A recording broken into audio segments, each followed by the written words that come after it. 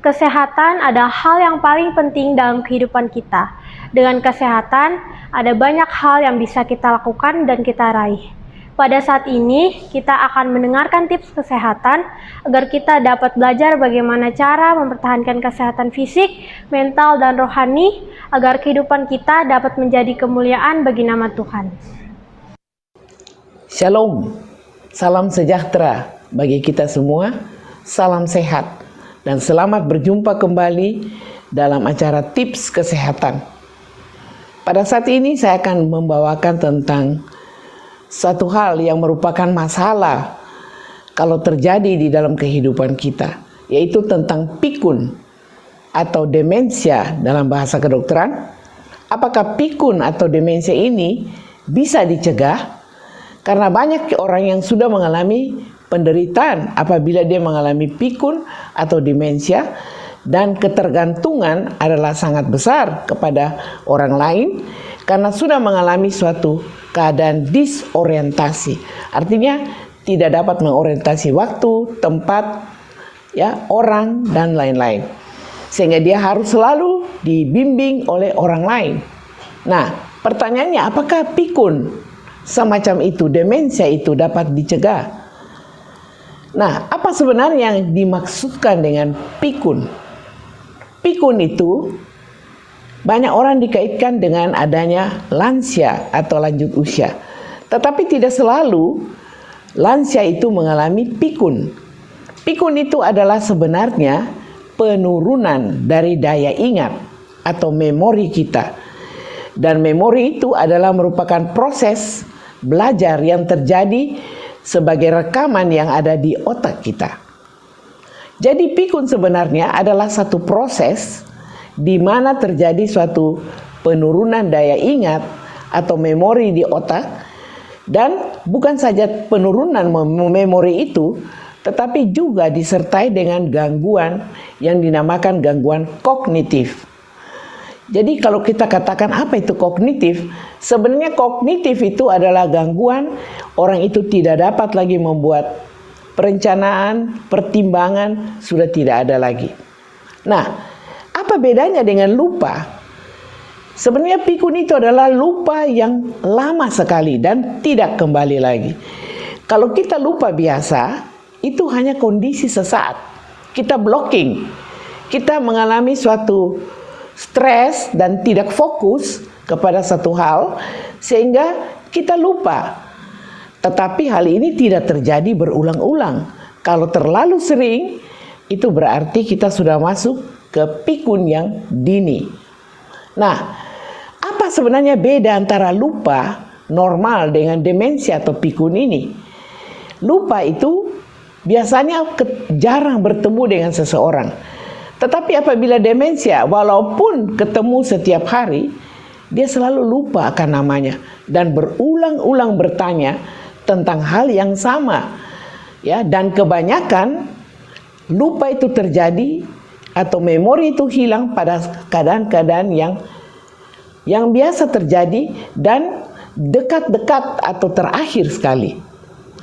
Nah, kehilangan daripada memori ini yang tadi saya katakan bisa disertai dengan kognitif, kemampuan berpikir yang mencakup intelektual dan juga kemampuan dalam perencanaan, pemecahan masalah, serta evaluasi. Pada stadium lanjut, dia akan masuk kepada stadium disorientasi yang saya sebut tadi. Disorientasi orang, disorientasi waktu dan tempat, atau dengan kata lain, tidak lagi mengenal waktu, tempat, dan orang. Sehingga dengan demikian, maka benar-benar tergantung kehidupannya kepada orang lain. Nah, pikun itu sebenarnya adalah merupakan keadaan yang cukup serius. Proses kemunduran dari saraf, neurodegenerasi. Dan 60-80% demensia atau pikun seperti itu terjadi pada penyakit yang kita namakan Alzheimer disease. Karena ditemukan oleh dokter yang bernama Alzheimer. Pada awalnya 1-6 tahun cuma penurunan daya ingat. Tapi lambat laun 7-9 tahun kemudian daya ingat itu menurun terus dan mengulangi apa selalu yang dia buat, dan akhirnya dia tidak dapat merawat dirinya sama sekali. Pada usia-usia lebih dari 10 tahun pikun itu berlangsung. Jadi hal ini harus bisa dicegah. Nah, kita akan belajar bagaimana mencegahnya. Dan pikun ini saya katakan tadi tidak selalu berlangsung bersama dengan usia lanjut. Karena itu bisa saja pada waktu proses penuaan ini berlangsung, pikun ini juga tidak berjalan bersama-sama. Karena pikun atau demensia ini atau Alzheimer yang 60-80% ini biasanya terjadi pada usia-usia yang 50 tahun ke atas. Berhubung karena sistem peredaran darah atau vaskularisasi otak mulai menurun. Tetapi bisa juga terjadi pada usia-usia muda. Ada yang baru usia 40, ya, ada yang berusia 30 tahun. Terjadi hal ini. Jadi kita harus berhati-hati. Harus kita jaga baik-baik perkembangan daripada otak kita dengan pola hidup yang sehat. Menjelang usia 90 tahun pun bisa saja orang itu tidak mengalami pikun. Nah, kalau begitu, pikun itu bukan satu proses penuaan yang normal, tetapi proses penuaan yang terjadi bisa berjalan terus dan terus disebabkan karena proses kehidupan kita yang tidak benar. Nah, bagaimana caranya kita mencegah? Saya katakan tadi penyakit Alzheimer ini kalau kena pada seseorang yang menyebabkan pikun, sukar dan kadang tidak dapat disembuhkan lagi. Karena saraf-sarafnya mengalami kerusakan atau kita namakan neurodegenerasi. Makanya bukan saja dia lupa segala sesuatu, tetapi dia juga mengalami gangguan kognitif atau pekerjaan daripada otak itu berkurang. Yang akhirnya seluruh otaknya bisa mengalami kelainan. Bukan saja pusat memori itu. Nah, penyakit-penyakit yang mempermudah terjadinya atau faktor resiko ini lebih sering pada penyakit-penyakit walaupun dia berinteraksi dengan faktor genetik.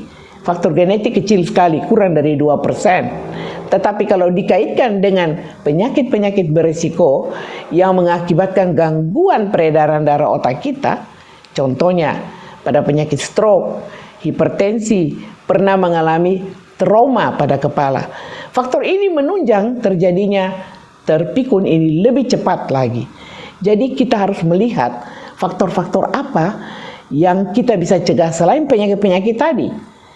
Nah, penyebab terutama tadi saya katakan interaksi antara faktor genetika dan penyakit-penyakit yang saya sebut tadi ialah penyakit stroke, penyakit hipertensi, dan lain-lain yang mengganggu peredaran darah yang ada di otak kita. Sebab terutama terjadinya gangguan ini karena ada penyumbatan atau plak, ya, plak itu atau gumpalan, namanya plak amiloid. Dia sumbat satu pembuluh darah di otak kita, yaitu di daerah hipokampus otak, dan hal ini menyebar ke seluruh bagian otak atau kita namakan seluruh korteks cerebri dari otak.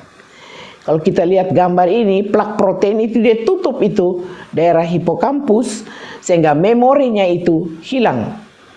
Nah, keadaan otak yang normal ini bagus sekali, dia mempunyai apa? Pusat-pusat, pusat gerakan, pusat pendengaran, ya, pusat-pusat ingatan, ya, pusat-pusat yang indah yang ada di otak kita. Tetapi pada saat hipokampus ini tersumbat, ya, oleh semacam protein yang plak di situ mengeras, ya, sehingga akibatnya kita lihat aliran darah tidak berjalan baik, memori itu akan hilang. Kalau kita lihat ini gambar di bagian kuning yang seperti pelangi, itu yang dinamakan hipokampus, area memori atau daya ingat kita. Nah, kalau ini dibiarkan terus-menerus ini plak di situ, dia akan berkembang, saya katakan. Seluruh otak akan mengalami kerusakan. Ya, sehingga bagian-bagian lain ikut terganggu. Pusat-pusat pendengaran bisa terganggu, pusat-pusat ingatan yang lain bisa juga terganggu, motorik, gerakan-gerakan juga tidak terkoordinasi. Jadi kita lihat di sini, otak yang tadinya besar normal bisa menjadi mengecil dan berongga-rongga akibat penyakit Alzheimer ini. Selain genetik, penyakit yang ada, gaya hidup kita. Kalau kita banyak stres, kita kurang istirahat, kita diet kita yang tidak menunjang gizi yang seimbang dalam tubuh kita, ini bisa menyebabkan terjadinya Alzheimer ini lebih cepat. Nah, kita melihat tadi saya katakan pengaruh Alzheimer ini membuat saraf-saraf rusak sehingga koordinasi hal-hal yang harus dibawa ke seluruh bagian otak itu juga mengalami gangguan. Akibatnya otak berongga dan tidak bekerja dengan baik. Di dalam otak kita juga ada semacam enzim. Enzim ini mensupport. Karena kita tahu bahwa tubuh kita ada 60 triliun sel-sel dan setiap sel-sel itu bekerja dengan adanya enzim yang merupakan vitalitas yang penting untuk aktivitas kehidupan. Dan tiap-tiap sel itu punya inti. Dan di inti itu terdapat apa yang kita namakan kromosom, 46 kromosom, dan tiap kromosom itu punya sepertiga pita yang namanya DNA. Itu DNA adalah kepanjangan dari desoksiribonukleik acid. Di mana situ ada genetik. Makanya setiap kali orang mau teliti mengenai keturunan, mengenai hubungan-hubungan keluarga, di situ kita lihat orang mengadakan pemeriksaan di DNA. Dan DNA ini penting sekali. Dia mengkoordinir sel-sel itu bertumbuh, berkembang, dan akhirnya sel-sel itu bisa mati pun dikoordinir oleh DNA ini. Nah, ada 4 faktor yang mempengaruhi DNA ini. Faktor pertama, makanan kita. Kalau makanan kita tidak seimbang, tidak bergizi baik, maka sel-sel itu, termasuk sel-sel otak kita juga, mengalami kerusakan. Istirahat yang kurang, lingkungan yang banyak polusi, polutan, dan emosi atau stres yang mengganggu sehingga mengeluarkan hormon-hormon endorfin yang merusak sistem enzimatis yang ada di dalam otak kita. Jadi pola hidup kita sangat penting dan bisa memicu terjadinya pikun atau demensi ini, yaitu faktor makan, stres, istirahat, lingkungan yang ada. Kita mau bicara sedikit tentang pola makan atau nutrisi. Kalau kita mau mencegah terjadinya pikun, saya katakan tadi, makanlah makanan yang seimbang. Cukup protein, cukup karbohidrat, air, vitamin, dan mineral. Ya, jadi otak kita itu ada semacam lapisan yang namanya fosfolipid. Jadi otak kita ini banyak lemak. Tetapi dia bisa dipertahankan dengan baik melalui makanan yang banyak omega 3, vitamin A, B kompleks, vitamin C, vitamin E, zinkum. Nah, ini semua ada di buah-buah, sayur-sayuran, dan biji-bijian. Nah, sumber makanan dalam hal ini yang paling perlu ditekankan untuk perkembangan otak dan mencegah terjadinya demensia yang disebabkan Alzheimer ini, namanya fosfatidilkolin, yaitu semacam fosfolipid yang menyebabkan terjadinya gugusan protein lecitin yang penting sekali dalam membran sel otak. Jadi kita punya otak dibungkus satu membran, dan di membran itu semua sampah-sampah dari makanan itu dikeluarkan di sana. Apabila kita kurang makan makanan yang mengandung ini fosfolipid kolin, yaitu protein, omega 3, dan vitamin-vitamin mineral yang kurang, maka membran itu akan mengalami kerusakan, membran otak. Dan fosfatidil ini untuk apa? Fosfatidil atau makanan yang terdiri dari banyak buah-buah dan sayur-sayuran. Dia memberikan energi berpikir, dia memberikan sinyal untuk sel-sel otak kita. Dia mengatur jalannya saraf, neurotransmitter. Jadi kita perlu makan makanan yang protein, tapi saya tekankan, protein tumbuh-tumbuhan atau nabati seperti kacang-kacangan, white bean atau kacang putih, wortel, ya, nasi juga termasuk mencegah kerusakan daripada mitochondria yang ada pada membran sel otak kita. Jadi kita perlu makan gizi seimbang. Kenapa? Jangan pikir nanti saya tua dulu supaya jangan saya jadi pikun.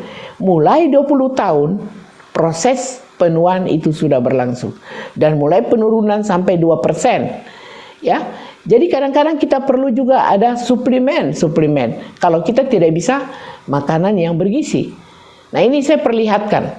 Apabila mitochondria yang ada di membran sel yang kuning itu, kita makan misalnya banyak lemak, mau kasih keluar di mana ini lemak-lemak hewan?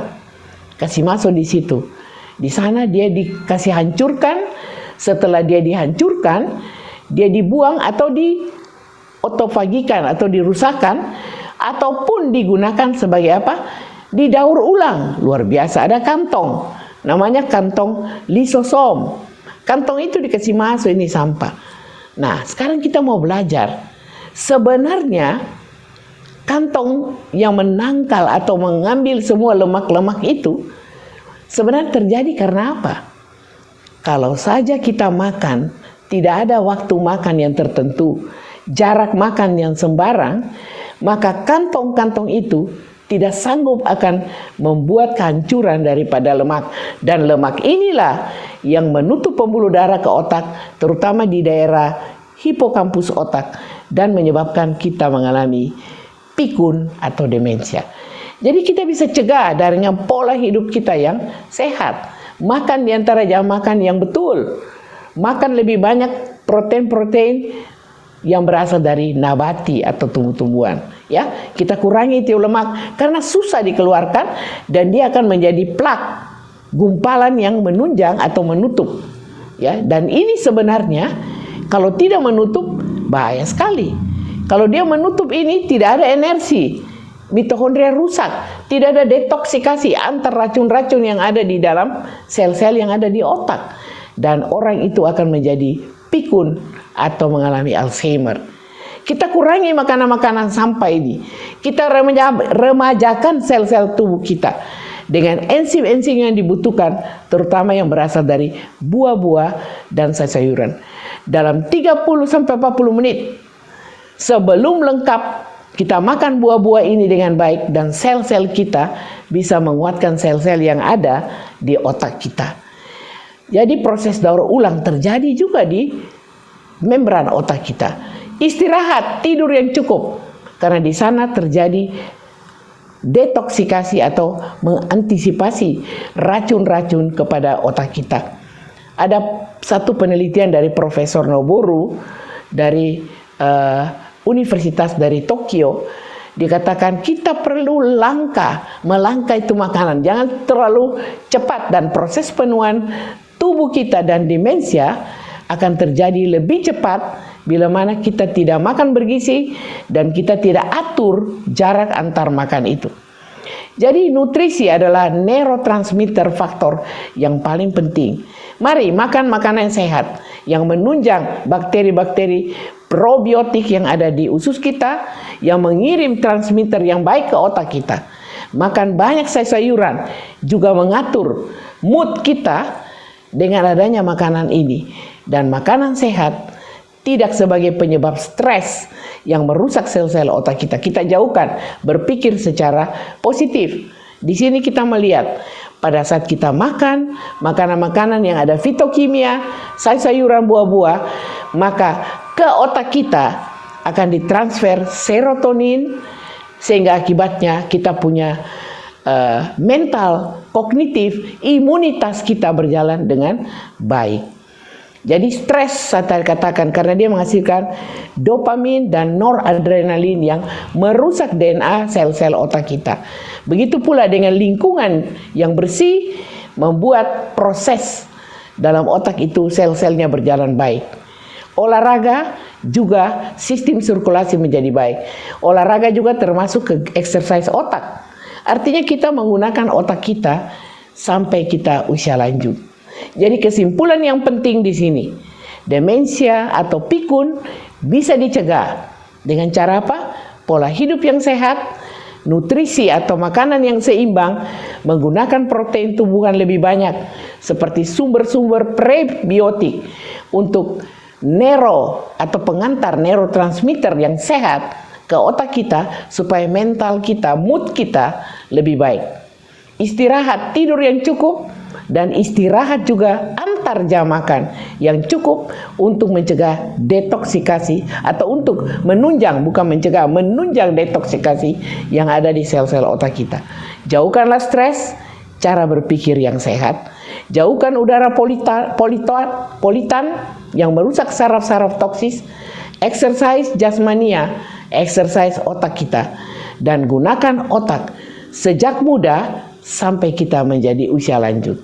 Itulah titipan yang kami sampaikan, dan biarlah apa yang kita buat. 1 Korintus 6 ayat 19-20. Tubuh kita adalah Roh Kudus. Bait Roh Kudus yang diam di dalamnya, yang kamu peroleh dari Allah, bukan milik kamu sendiri. Sebab itu, karena kita sudah dibeli dengan harga yang telah lunas, mari kita muliakan Allah dengan tubuh kita, menjaga sel-sel otak kita dengan baik. 1 Korintus 10:31, apabila kita makan, kita minum, lakukan semuanya itu untuk kemuliaan nama Allah. Kiranya dengan adanya tips ini, kita boleh menjaga kesehatan tubuh kita, termasuk sel-sel tubuh, sel-sel yang ada di otak kita, sehingga dengan demikian pikun ini atau demensia bisa dicegah dalam kehidupan kita.